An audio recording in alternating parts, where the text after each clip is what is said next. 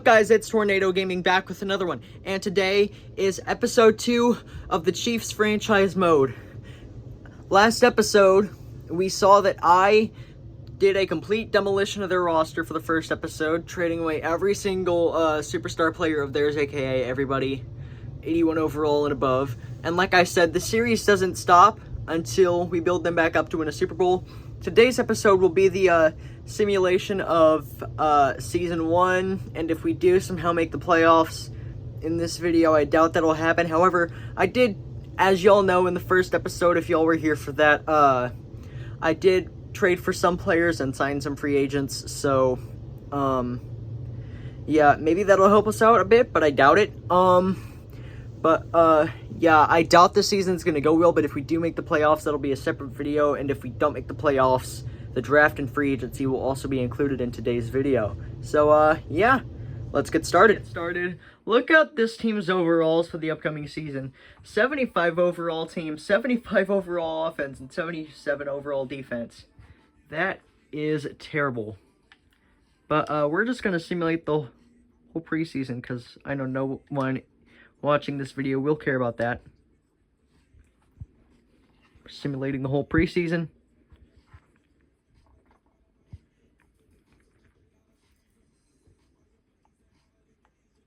And let's take a look at the starting lineups this year.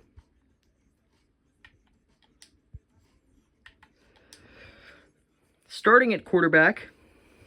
Okay, I don't care about those. Starting at quarterback, we have Gardner Minshew. It should only be for a season, though, so don't worry, but he's a decent backup. Starting at running back, I don't think I've ever heard of this guy. But starting at running back, we have Elijah Mitchell. Does not look like a good running back, considering he's only a 75 overall. Wide receivers, we have Marquise Brown, Juju Smith-Schuster.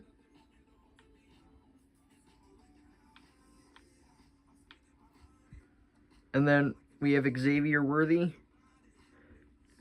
and something Royals. I don't know his first name. Starting at tight end, we have Noah Gray. That's not very good. But as you can just see, the rest of this roster, bad. Let's look over here on defense. Doesn't get any better.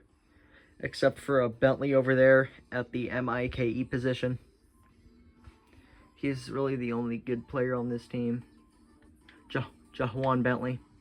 One of my free agent signings. But, yeah.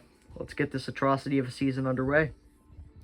We just got to week 8 of the season, and, we started out 1-6. I genuinely do not know how this team got a win. We started out, if I remember correctly, I might be wrong, so excuse me if I am, because we'll look at this later. But, if I'm correct, we started out 0-5 with some blowouts in the beginning, so I am genuinely questioning how this team dug far enough up their anus to pull out a win. But let's go look at that, because whichever team lost to us really should be just kind of kicked out of the NFL at that point. I mean, if you're losing to a team as bad as we are, you're done. Sorry about it. So week 1, we started out against the Chargers with a 24-8 loss. And then the next week, you know, I thought in real life the beating that the Eagles gave the Chiefs in the Super Bowl 2 years ago is bad enough. And then I look at this and I think could have been way worse. 41-7 loss in week 2 against the Eagles on the road. And then I'm surprised we managed to even pull off 10 points here. Lost to the Giants 20-17. And then we get knocked back down to the ground the next week against the Ravens, 23-3. And then the fact that we even scored 21 points is beyond me. And the fact that we even pulled out a win in this week tells me probably there was some hacking going on behind the scenes, but I'm not sure. In fact, I'll even show you. I didn't force a win or anything. This happened purely based on the AI's will. And I think the AI was on something, because how we even got to 25 points is just unfathomable. But we somehow beat the Jaguars on their home turf, 38-24 in week 5. and then we lose the next 2 games at the exact same score. How we even put up 24 points is beyond me. But yeah, as of week 8, we are 1-6, and in 2 weeks we have the bye week. So just came off across our record at the end of the year. How did we end up 6-11, and how did we not end up last in our division? We were better than the Raiders, the Browns, and the Jets. Then again, it's the Browns and the Jets. Are you surprised? But still, I traded away every single good piece this roster had, and we still finished like this. Luckily, we still have a lot of first-round picks to use. But, this season went better than expected. I think the AI gave us lots of favoritism for no reason at all. Because how did we finish 6-11? Let's take a look at the games in our schedule and see how they went. As we covered already, starting off with a 24-8 loss to the Chargers, no surprise. 41-7 blowout loss to the Eagles, no surprise. 20-17 loss to the Giants. I'm surprised that we even scored that many points, but the loss is no surprise. 23-3 loss to the Baltimore Ravens. I'm surprised they didn't obliterate us more, but the loss is no surprise. But what really got me shocked, I thought this had no chance of happening. The fact that we even pulled off 1 win throughout this season just is unfathomable. The fact that we pulled off 6 is crazy. 38-24 win against the Jaguars. 2 losses here, no surprise. However, the fact that we put up 24 points in both of them surprises me. And then somehow we beat the Commanders. We got 2 wins, and I'm shocked at both of them. I thought this season was going to be absolutely abysmal. And then we lose the Bills, 16-9, not surprised. This I'm not surprised by at all, 30-0 loss to the Broncos. Another surprise win against the Colts. Any wins in this season I consider surprises. 27-22 loss to the Cowboys. 2014 win against the Texans. And then, how did we score 41 points with such a crappy roster that we have? I mean, it's Madden logic, but still, even for Madden, the record we had is unfathomable for the roster we had at the start of this year. Even with the free agent signings and trades. And then we win 2 back-to-back, which I can't even fathom how that happened, but let's get back to the realism for a minute. And then we lost the Broncos for 34-3, and then lost the Raiders 24-17. Not surprised. There was definitely some unrealism mixed in here from Madden. It's okay, Madden, you don't have to show us favoritism every time. But, definitely still a bad season, and I'm predicting many more to come. Of unrealistic Madden logic, tell me how in the ever-living Madden crap would a team extend their coach after a 6-11 season willingly for 5 years for $20 million? Yes, I get that Andy Reid has been successful in the past, but it's a 6-11 year. Why would you wait? Why would you specifically this year decide to extend him? Gardner Minshew's rating went from a 70 to a 75. Looked at his stats this year, and he actually had 23 passing touchdowns and 13 interceptions. Not bad at all for the roster I gave him, with our 2 best receivers only being 80 overalls. This is also Gardner Minshew's best season, and I'm surprised with such the crappy roster we had.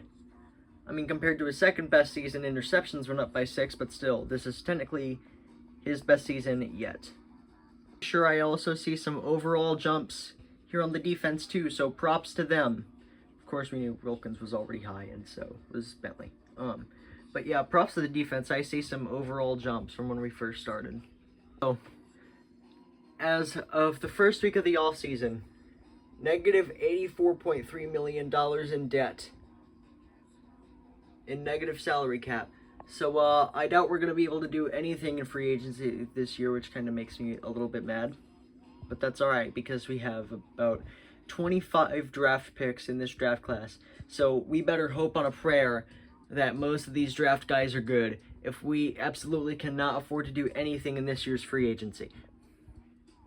2 retirements this year, James Winchester and Deion Bush. Never heard of either of them. Salary cap situation probably just sent this simulation back about 5 seasons. So here's all the players we're going to have to get rid of. Some of these players I'm incredibly disappointed that we have to let go of. What a big hit. Bro, I thought we could roll with Gardner Minshew for one more year. But, turns out, due to salary issues, we cannot. It is time for the draft, and then this video is officially over. So let's skip ahead to, our pick.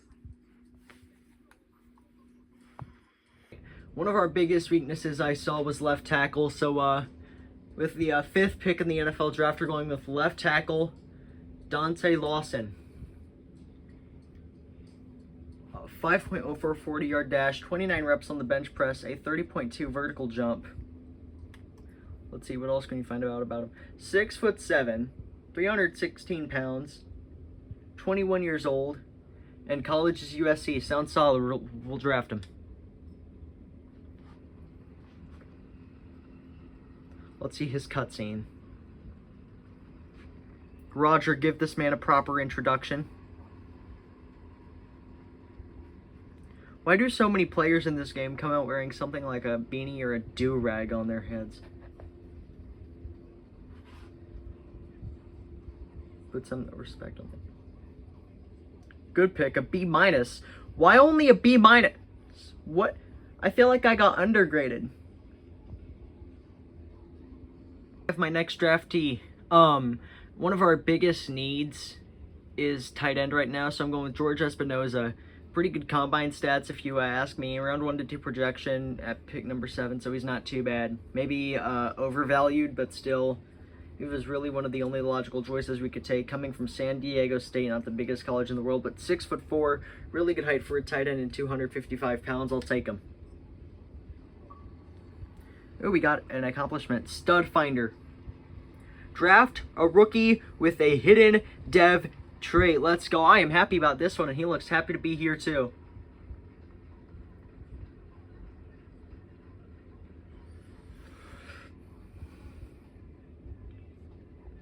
Goodell, give that man a firm handshake. Espinoza, right there. Why does every pick I have keep getting B-? Soft, reliable hands, good speed, and shows great concentration in traffic. So why only a B-? All right, I have our next guy we're drafting. Free safety, Marcus Waters. Probably the biggest need on the team right now aside from quarterback. Good combine stats, great agility, and elite jumping. So I think we have our guy at pick number 11.